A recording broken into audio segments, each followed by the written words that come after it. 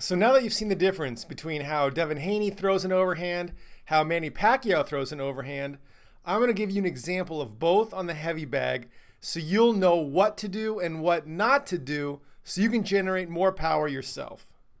What's up, guys? So lately I've been seeing some videos on my feed from this guy, Fight Genius 98, and they're pretty good videos.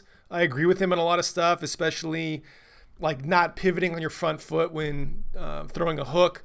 However, some of his videos have given me some ideas to do some commentary on, specifically this video of Devin Haney throwing overhand rights with like zero power into this heavy bag.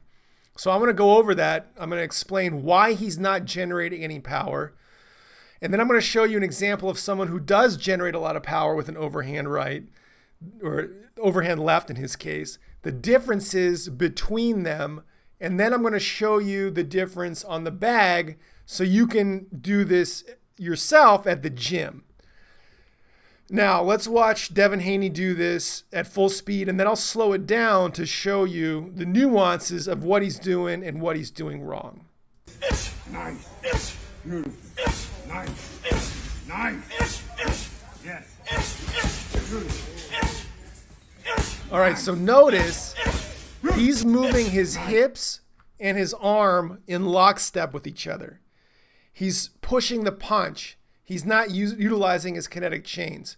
When the hip reaches the maximum forward position, that's when his arm is landing. And there's not acceleration in his arm relative to his hip. So when you're throwing with kinetic chains, there's going to be first the motion in your hips from pushing off the ground with your legs, and that creates a chain of events. They're kinetic chains, right? And that's what I talk about. It creates a chain of events. So one thing moves, then A, B, C, D, right? The hips create torque in the torso, which then creates acceleration in every joint until you land on the bag or on the person, okay? A punch, throwing a punch follows most other types of athletic moves like throwing a baseball, swinging a racket, like in tennis.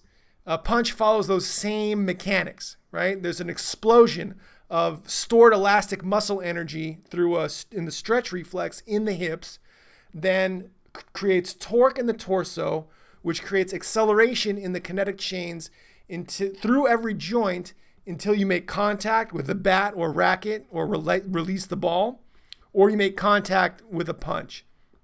So let's watch this again, and I'll do it in slow motion. And you'll see how his hip and his arm reach the end point at the same time. And he's pivoting on his back foot, but not pushing off.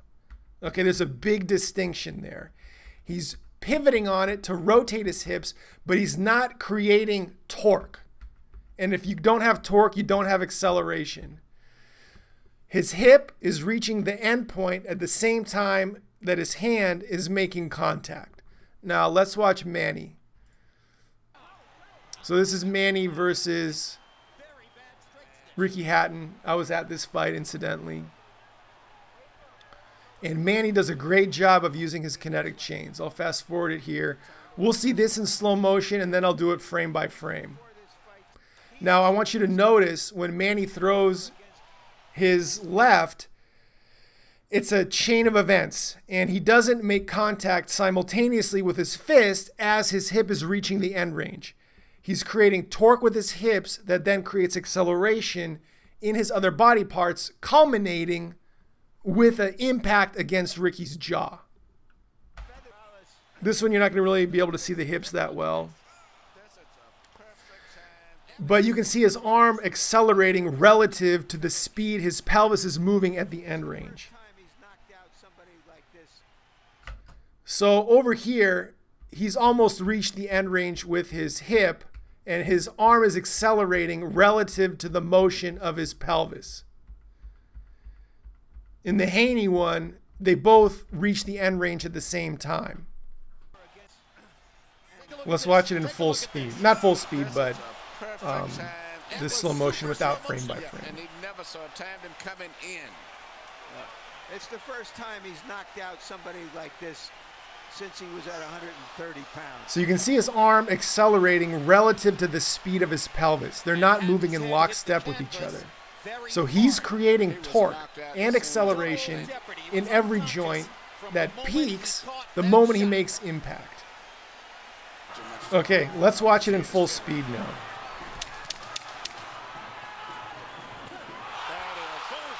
Okay, so it's quite a bit of a difference there between Devin Haney and Manny. Here we go, one more time. Okay, wicked. And we'll watch it in slow-mo again.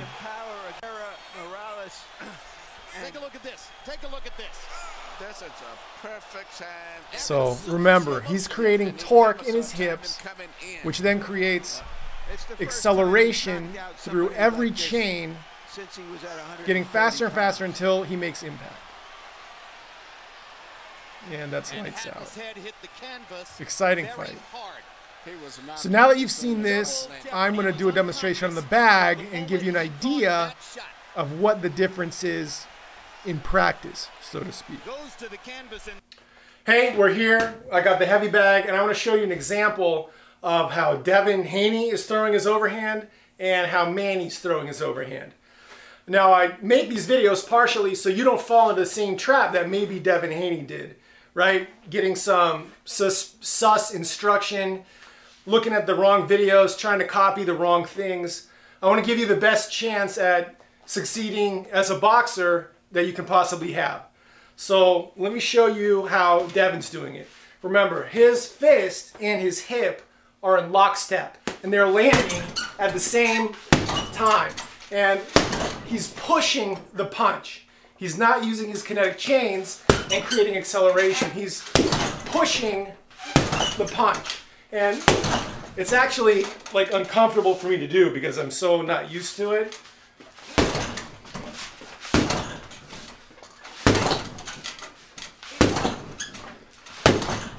All right, so that's how Devin's been throwing it. He's not using his kinetic chains.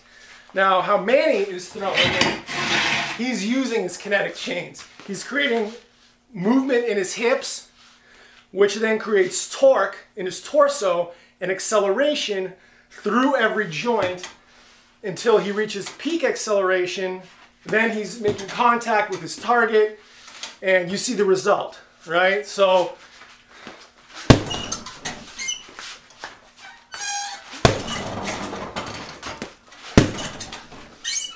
now it feels much better. It's also landing with shearing force.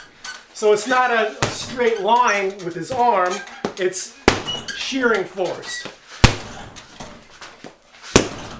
And I'll show you with my right hand as well.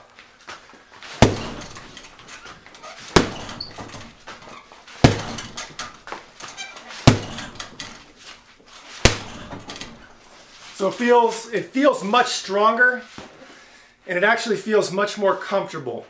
So I want you to try this at the gym next time, and you'll see the difference. So that's about it. I hope this demonstration was useful to you. If you have any questions, throw them down in the comments below. I'll try to answer everything possible, and if I don't answer it, then maybe I'll make a video about it. But if you want to learn more on how you can identify the kinetic chains in your body and practice using them to maximize your own punching power, check out my website at howtopunchharder.com. I have a program there called the Power Punching Blueprint, which is an A to Z training program that lets you identify and train your kinetic chains so you can maximize your own punching power. Anyway, that's it for the video. Thanks for watching. I'll see you in the next one.